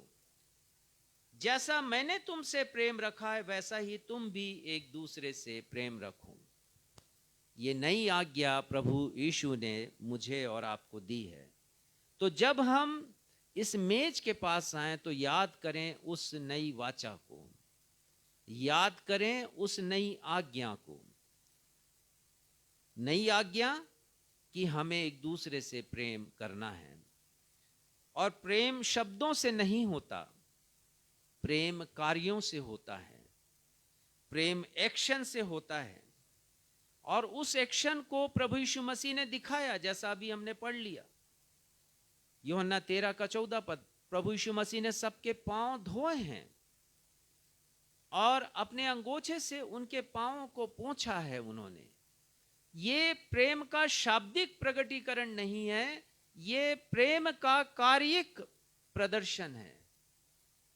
तो प्रेम जब हम करें तो हमारे जीवन से दिखाई दे कि हम लोगों से प्रेम करते हैं, खासकर ऐसे लोगों से जो कि प्रेम विहीन हैं, जिनके जीवन में, जो चाहते हैं कि उनके जीवन में कोई उन्हें प्यार करे, वो गरीब लोग, कुचले हुए लोग। और पांचवी बात हम देखेंगे, प्रभु भोज में शामिल होकर हम स्मरण करते हैं कि हमें दो कार्य करना आवश्यक है। पहला कार्य, पहला कुरिन्थी 11:25 पद पढ़िएगा। इस पद में दोनों कार्य हैं। तो जब भी आप आए इस मेज के पास तो आप स्मरण करें कि हमें इन दो कार्यों को करना है। ऐसा नहीं कि प्रभु भोज हमने लिया और सोचा कि एक विधि को पूरा किया और चुपचाप बैठ गए या घर चले गए और दूसरे कामों में लग गए। पढ़िएगा क्या लिखा है। इसी रीति से उसने बियारी के पीछे कटोरा भी लिया। क्षमा करेंगे, ये मैं पद आपको बता रहा हूं, 26वां पद। क्योंकि जब कभी तुम यह रोटी खाते, इस कटोरे में से पीते हो, तो प्रभु की मृत्यु को जब तक वह न आए प्रचार करते हो। पहली बात कि जब हम इस रोटी को खाते और इस कटोरे में से पीते हैं तो प्रभु की मृत्यु को हम, मृत्यु का प्रचार करते हैं। हमारे लिए बड़ा आवश्यक है मृत्यु का प्रचार करना, प्रभु यीशु मसीह की मृत्यु, क्योंकि मृत्यु, प्रभु यीशु मसीह की मृत्यु हुई है और दुष्प्रचार किया गया था प्रभु यीशु मसीह की मृत्यु को लेकर कि उनकी मृत्यु हुई नहीं। चेले उनको बेहोशी की हालत में ले गए हैं। हमारे भी देश में कई प्रकार की धारणाएं हैं मृत्यु को लेकर के प्रभु यीशु मसीह की, लेकिन इसमें हमको नहीं आना है। प्रचार करना है कि मरे हैं, वास्तव में मरे हैं। कैसे कह सकेंगे कि मेरे पापों के कारण वो मरे हैं? हम कैसे कह सकेंगे? अब ये गीत गाएंगे हम, दी मैंने अपनी जान दी है प्रभु यीशु मसीह ने, अपने प्राण को दिया, वो मरे हैं। ये यथार्थ है, ये सच्चाई है। प्रभु यीशु मसीह की मृत्यु, तो इसका प्रचार करना है। और दूसरी बात कहते हैं, जब तक वो नहीं आए, अर्थात प्रभु यीशु मसीह के दूसरे आगमन का प्रचार करना है। क्यों करना है? क्योंकि प्रभु यीशु मसीह ने कहा कि यहाँ लूका उसके 22 अध्याय के 18वें पद में, क्यों हमें प्रचार करना है प्रभु यीशु मसीह के दूसरे आगमन का? क्योंकि, हाँ पढ़िए। क्योंकि मैं तुमसे कहता हूं कि जब तक परमेश्वर का राज्य न आए तब तक मैं दाखरस अब से कभी न पीऊंगा। प्रभु यीशु मसीह कहते हैं कि जब तक परमेश्वर का राज्य नहीं आए वो दाखरस नहीं पिएंगे। इस सहभागिता को हमारे साथ तब वो प्राप्त करेंगे। प्रभु के यहाँ पर हम सभी के लिए एक ब्यारी तैयार है, एक ब्यारी तैयार है। तो हमें स्मरण करना है, हम प्रभु यीशु मसीह की मृत्यु को पर्सनलाइज करें, व्यक्तिगत रूप से हम महसूस करें कि मेरे पापों के कारण वो मरे हैं। ये है पर्सनलाइज करना। बहुधा मैंने देखा कि बहुत से लोग वेदी के पास आते हैं जब प्रभु भोज की विधि अपनाई जाती है कलीसियाओं में, और मैंने देखा कि बहुत से लोग प्रार्थना करते हैं, पर मुझे पता चला कि वो प्रार्थना इस बात के लिए नहीं करते कि प्रभु को धन्यवाद दें या उनके बलिदान के लिए या नई वाचा के लिए, नई आज्ञा के लिए। वो व्यक्तिगत प्रार्थना करते हैं, उनकी दिल की कुछ इच्छाएं होती हैं, चंगाई की होती हैं, कुछ पाने की होती हैं। तो ये स्वार्थ की प्रार्थना हम ना करें। वहां पर वेदी के पास आकर हम प्रभु यीशु मसीह को स्मरण करें, उस दिन को स्मरण करें, उनके लहू को स्मरण करें, उनकी देह को जिसमें उन्होंने मेरे और आपके पापों के दंड को भोगा है, स्मरण करें। कोई व्यक्तिगत प्रार्थना इस प्रकार की ना करें, हम अपमानित करेंगे प्रभु यीशु मसीह को। अंतिम बात बताऊंगा, क्योंकि प्रभु भोज में शामिल होकर मैं और आप अपने आप को जांच सकते हैं। ये बहुत महत्वपूर्ण है, हर बिंदु महत्वपूर्ण है। और मैं समझता हूं ये बहुत महत्वपूर्ण है, क्योंकि हम इसे मिस करते हैं। हम विधि को तो अपना लेते हैं, परंतु कभी अपने आप को जांचते नहीं हैं। पहला कुरिन्थी 11 अध्याय और उसके 28 पद में लिखा है, इसलिए मनुष्य, पढ़िए, इसलिए मनुष्य अपने आप को जांच ले, अपने आप को जांच ले। यह आज्ञा है मेरे और आपके लिए। यही है मॉन्डी थर्सडे, मैंडेटम, आज्ञा है ये कि मैं और आप अपने आप को जांच लें कि हम हैं कहां पर, आत्मिक जीवन में हम कहां पर हैं, कहां हमें रिपेयर करने की आवश्यकता है, अर्थात प्रायश्चित करने की आवश्यकता है, कहां हमें सुधार की आवश्यकता है। हम जांचें अपने आप को, क्या कमजोरियां हैं हमारे जीवन की, जिससे हम और भी अच्छे बन सकते हैं, कि जब प्रभु आए तो उनके साथ उस भोज में शामिल हो सके। अपने आप को जांचने की आवश्यकता है। गलाती 6:4 पढ़िएगा और 1-2 पद हम और पढ़ेंगे। भजन संहिता 139 पद में तो भजनकार दाऊद कहते हैं, हे परमेश्वर मुझे जांच कर जान ले, मेरा उठना बैठना, मेरा विचार, जो कुछ हृदय में निकलता है, प्रभु सब कुछ आप जांच लीजिए। पढ़िएगा गलातियों 6:4। पर हर एक अपने ही काम को जांच ले, और तब दूसरे के विषय में नहीं परंतु अपने ही विषय में उसको घमंड करने का अवसर होगा। हर एक अपने आप को जांच ले, परमेश्वर का वचन कहता है हमें अपने आप को जांचने की आवश्यकता है। तो ये मेज हमारे लिए सेल्फ एनालिसिस का, सेल्फ एग्जामिनेशन का ये मेज है, ये टेबल है, कि हम जांचें कि हम कहां पर हैं। विलाप गीत उसके 3 अध्याय के 40वें पद में लिखा है, हम अपने चाल चलन को ध्यान से परखें और यहोवा की ओर फिरें। यही मैं कह रहा हूं आपसे, जहां सुधार की आवश्यकता है वो सुधार करें अपने जीवन में। इन वचनों के द्वारा परमेश्वर पिता हम सभी को अपनी आशीषों से परिपूर्ण करे। आइए हम आराधना में आगे बढ़ेंगे।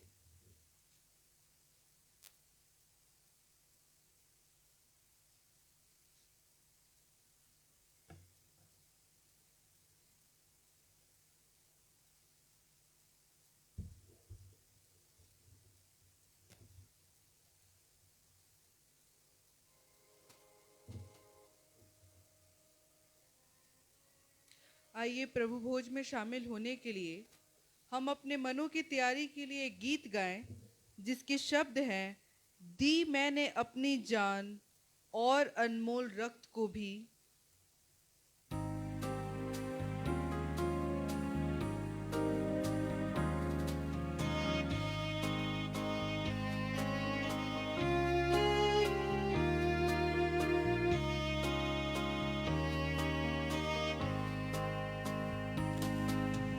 मैंने अपनी जान और अनमोल रक्त को भी,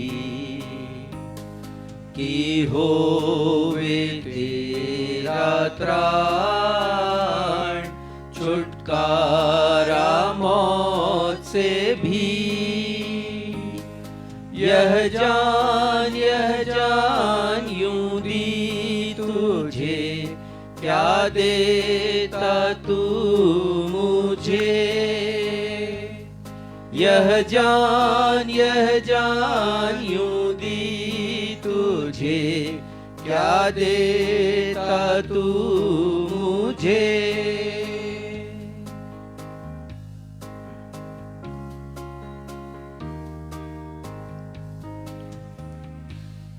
मैं छोड़कर स्वर्गीय वास इस जग में आया था, तज गौरव सुख विलास, शोक दुख उठाया था। यूं मैंने छोड़ा सब क्या छोड़ता है तू अब। यूं मैंने छोड़ा सब क्या छोड़ता है तू अब।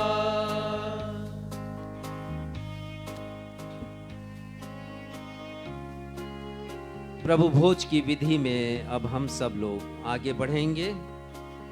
हमारे वे सारे दर्शक जिन्होंने आज तैयारी कर ली है प्रभु की मेज की सहभागिता को प्राप्त करने के लिए, उन्होंने मेज सजाया है, तो आपसे अनुरोध है कि आप अपने उस पात्र को जिसे आपने सजा कर रखा है, जिसमें आपने रोटी रखी है, दाखरस रखा है, यदि आपने उसके ऊपर कोई वस्त्र रखा है तो उसे हटा लीजिए, और यदि कोई कवर है, उसके ऊपर कोई आवरण है, तो उसे भी आप हटा लें, और हम सब विधि में आगे बढ़ेंगे। जिस रात प्रभु यीशु मसीह पकड़वाए गए, उन्होंने रोटी ली और उसे तोड़ी और अपने शिष्यों को दी और कहा, लो खाओ, ये मेरी देह है जो तुम्हारे लिए दी जाती है। मेरे स्मरण के लिए ऐसा ही किया करो। आप सभी से अनुरोध है कि घर के मुखिया रोटी को ले लें और सभी को वितरित करें। घर में जितने सदस्य हैं सब उसे ग्रहण करें। प्रभु यीशु मसीह को धन्यवाद दें, परमेश्वर पिता को धन्यवाद दें प्रभु यीशु मसीह के लिए, और उन बातों को स्मरण करें जिसका विवरण मैंने आज आपको अपने संदेश में दिया है कि हमें क्यों प्रभु की मेज की सहभागिता को प्राप्त करना चाहिए, प्रभु भोज की विधि में शामिल होना चाहिए। तो आप धन्यवाद दें। और हम एक प्रार्थना करेंगे इसको ग्रहण करने के पहले। हे हमारे पिता, हम आपको धन्यवाद देते हैं अपने उद्धारकर्ता प्रभु यीशु मसीह के लिए, जिन्होंने अपनी देह को दिया और देह में उन्होंने दंड को सहा। पाप में शरीर की समानता में आपने उन्हें भेजा इस संसार में, और अपनी देह में उन्होंने पाप के दंड को भोगा, हमारे पापों के दंड को। और पिता, अपने लहू को बहाकर प्रायश्चित किया, जो प्रायश्चित हमें करना चाहिए था। हम धन्यवाद देते हैं। आज जब हम इस सहभागिता में शामिल हैं, प्रार्थना करते हैं पिता कि ये रोटी प्रभु यीशु मसीह की देह हो, और ये रक्त जिसे प्रभु यीशु मसीह ने क्रूस पर बहाया है, ये दाखरस हो। इसे हम सांसारिक वस्तुओं से पृथक करते हैं। प्रार्थना करते हैं पिता कि आज जब हम स्मरण कर रहे हैं प्रथम प्रभु भोज के स्थापना दिवस को, हम हृदय की गहराइयों से अपने उद्धारकर्ता प्रभु यीशु मसीह के लिए धन्यवाद दें, जिन्होंने नई वाचा दी, नई आज्ञा दी आज की रात। और हमें फक्र है कि हम उस दिन को स्मरण कर रहे हैं और आज प्रभु भोज की विधि में शामिल हैं। अपनी इस प्रार्थना को अपने उद्धारकर्ता प्रभु यीशु मसीह के महान सामर्थी नाम से मांगते हैं। सुनिए और ग्रहण कीजिए। हम सब कहें आमीन। अब हमारे दर्शक उस धन्यवाद के साथ उस रोटी को, जो प्रभु यीशु मसीह की देह का प्रतीक है, ग्रहण कर सकते हैं।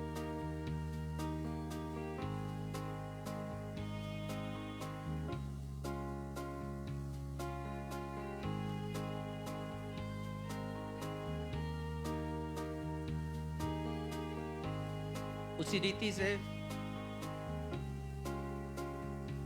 दाखरस को, जो प्रभु यीशु मसीह के रक्त का प्रतीक है, हम धन्यवाद देते हुए उसे ग्रहण करें।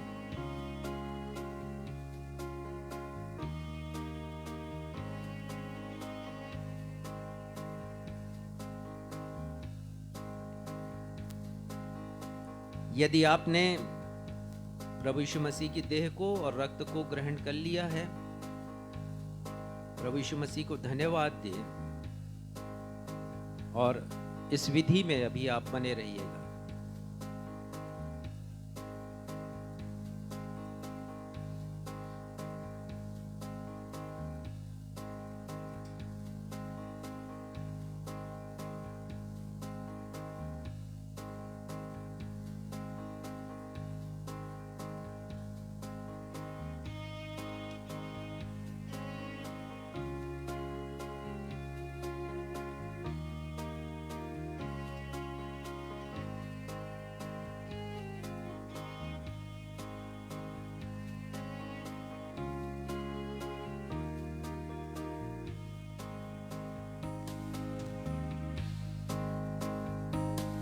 जो दुख अत्यंत अपार,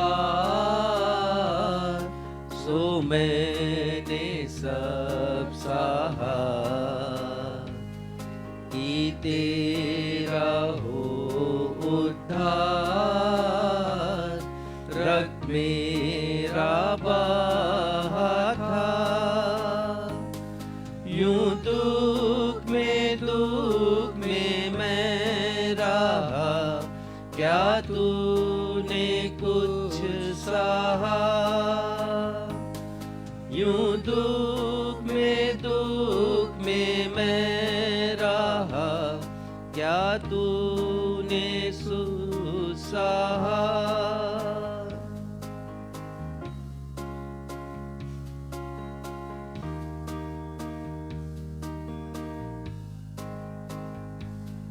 मैं लाया क्षमा त्राण और कुशल का संदेश, स्वीकार कर मुक्ति दान और स्वर्ग में कर प्रवेश।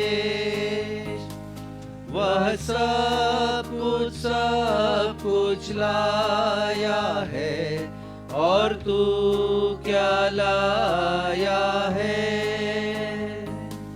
वह सब कुछ लाया है, और तू क्या लाया है?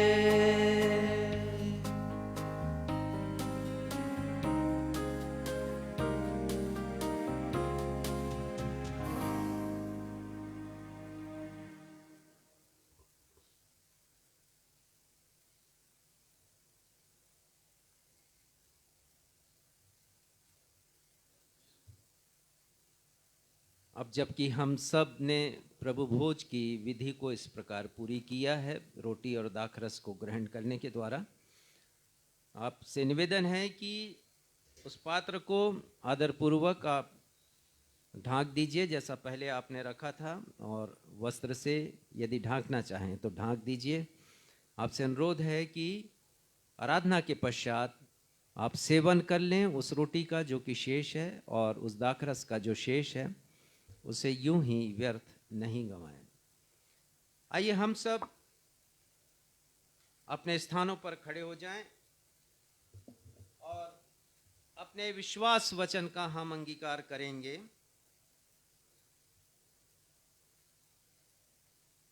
प्रेरितों का विश्वास वचन। मैं सर्वशक्तिमान पिता, स्वर्ग और पृथ्वी के सृष्टिकर्ता परमेश्वर पर विश्वास करता हूँ। मैं उसके इकलौते पुत्र हमारे प्रभु यीशु मसीह पर विश्वास करता हूँ। वह पवित्र आत्मा के सामर्थ से गर्भ में आए और कुंवारी मरियम से जन्मे। उन्होंने पिंतुस पिलातुस के शासन में दुख भोगा। वह क्रूस पर चढ़ाए गए, मरे और गाड़े गए और मृतकों के लोक में उतरे। तीसरे दिन वह जी उठे। वह स्वर्ग पर चढ़ गए और पिता की दाहिनी ओर विराजमान हुए। वह जीवितों और मृतकों का न्याय करने को फिर आएंगे।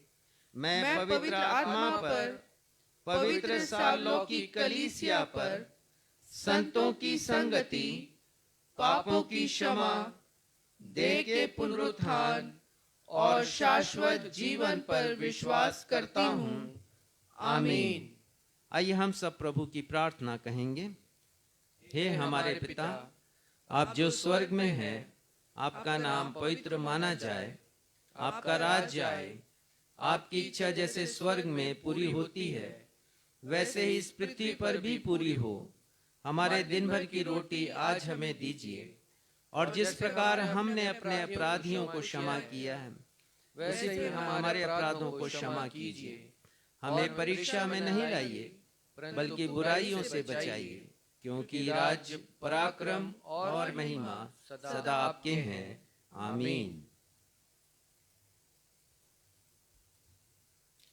अब हम सभी के लिए अवसर होगा कि हम अपनी अपनी भेंटों को देने के द्वारा परमेश्वर पिता की महिमा करें। और इस समय हम एक गीत गा लेंगे जिसके शब्द है, शून्य से लेकर तूने मुझे रच लिया अपने ही स्वरूप में।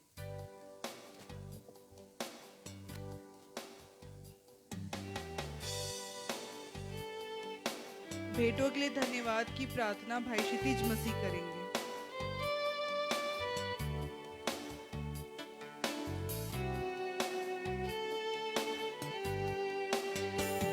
शून्य से लेकर तूने मुझे रच लिया अपने ही रूप में। प्रेम किया है अनंत प्रेम से मुझे, दिया है पुत्र मेरी मुक्ति के लिए। अनोखा प्यार है तेरा, करूंगा स्तुति तेरी मैं सर्वदा। अनोखा प्यार है तेरा, करूंगा स्तुति तेरी मैं सर्वदा।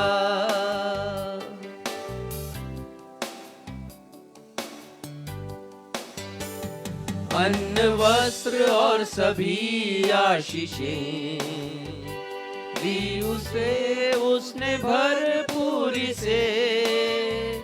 खतरों और सब मुसीबतों से आग की पुतली जैसा संभाला मुझे। अनोखा प्यार है तेरा, करूंगा स्तुति तेरी मैं सर्वदा। अनोखा प्यार है तेरा, करूंगा स्तुति तेरी मैं सर्वदा।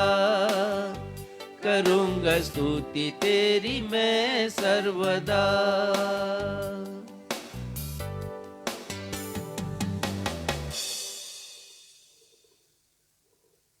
आइए इन भेंटों के लिए धन्यवाद की प्रार्थना करेंगे। महान जीवित अनुग्रहकारी पिता परमेश्वर, आराधना के इस अंतिम पड़ाव पर हम आपके चरणों पर आते हैं, धन्यवाद देते हैं प्रेम पिता। इस समय जब हमने अपनी भेंटों और धन्यवादी भेंटों को आपके पवित्र नाम के निमित्त अर्पित किया है प्रेम पिता, यह आपको ग्रहण योग्य होने वाली हो सके। हम धन्यवाद देते हैं प्रेम पिता आज की इस आराधना के लिए जिसे हमने प्रभु यीशु मसीह के नाम से आरंभ किया और हमने प्रभु भोज स्थापना दिवस की आराधना को मनाया है प्रेम पिता।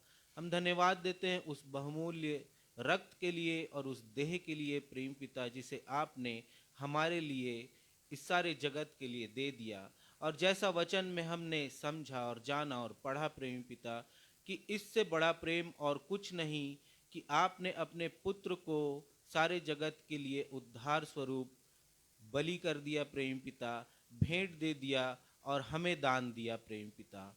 हम आपको इसके बदले में क्या दे सकते हैं प्रेम पिता? हम यही प्रार्थना और विनती मांगते हैं कि हम अपने हृदय की भेंट आपको चढ़ाने वाले हो सके प्रेम पिता।